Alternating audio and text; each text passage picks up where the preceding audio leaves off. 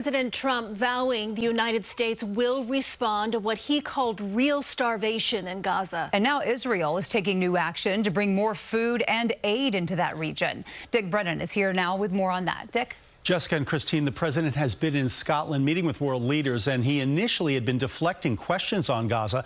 But international pressure has been building about starvation there, along with pictures that we warn you are disturbing. People in our area are protesting and blaming Israel for not allowing food in.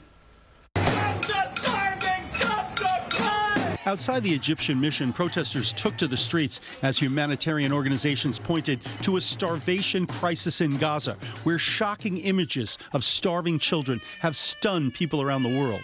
I do not agree with starving an entire people in the name of Jews. I'm Jewish, and this is just not at all aligned with culture and tradition and faith. Our whole national identity is based on our values, our Western values. We need to uphold those Western values. And by funding what Israel is doing right now in Gaza, we are not upholding those Western values. Desperate Gazans looted the convoys, in this case bags of flour, before they can reach their depots. And still, most people haven't gotten any more food. Maryam Yahya is one of the roughly 2 million Gazans now living in a tent.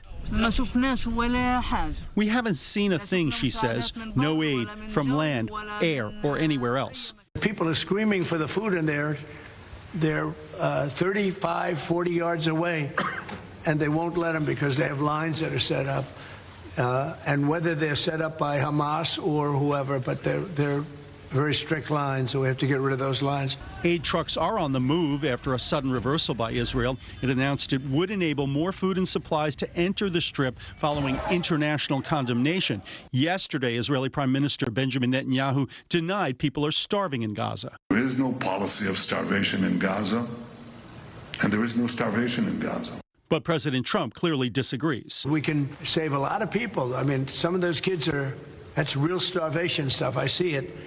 And you can't fake that. So we're going to be even more involved.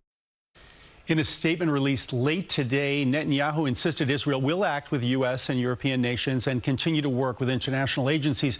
But he added that Hamas has been stealing aid and is fueling what he calls a perception of a humanitarian crisis, all while still holding hostages.